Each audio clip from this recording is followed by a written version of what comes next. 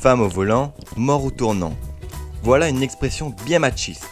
Qu'on le veuille ou non, de nombreuses femmes se sont illustrées en sport auto. Et oui les gars, les femmes peuvent aussi piloter. Le talent n'est pas une affaire de sexe, mais bien de travail. Michèle Mouton, sans doute la pilote la plus remarquable.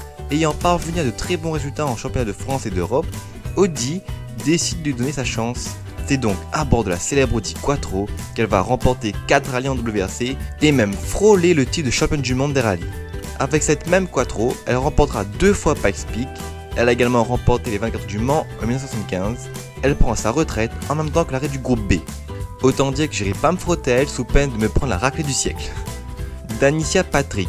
Ayant fait du karting puis de la monoplace, Danicia trouve son bonheur sur les ovales. Elle participe en 2005 à sa première course d'IndyCar et terminera 4ème.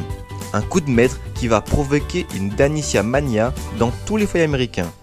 Suite à cela, elle décroche son premier podium en 2007 sur le Twin Ring de Motegi et finira 3ème de l'Indy 500 en 2009. Vient ensuite la période NASCAR où elle sera la première femme à décrocher une pole position en NASCAR. Félicitations à elle d'avoir pu imposer son style de pilotage dans le milieu ultra machiste de la NASCAR. Jutta Kleinschmidt. Diplômée en physique, elle entre chez BMW en 1987. L'année suivante, elle participe au Dakar avec sa moto.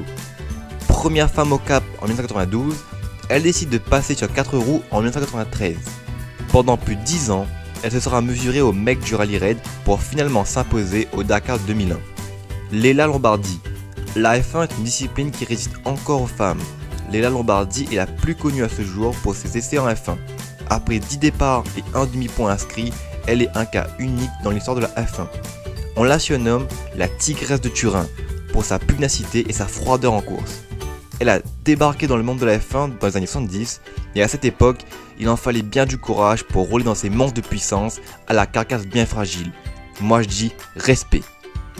Annie-Charlotte Vernet. Issue d'une grande famille d'automobiles, son père Louis Vernet a travaillé pour la création du vainqueur du Mans.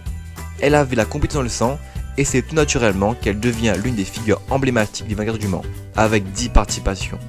Elle termine 6ème en 1981. Elle est également multiple championne de France des circuits des voitures de production. Elle a également 10 participations au Dakar à son actif.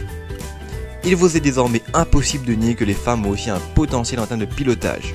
Je tiens à remercier tous ceux qui ont envoyé leurs photos, il y a du très lourd. Pour les retardataires, il vous reste encore une semaine pour participer au concours. Je vous dis à dimanche prochain, profitez bien de votre lundi et n'oubliez pas les gars, plein gaz!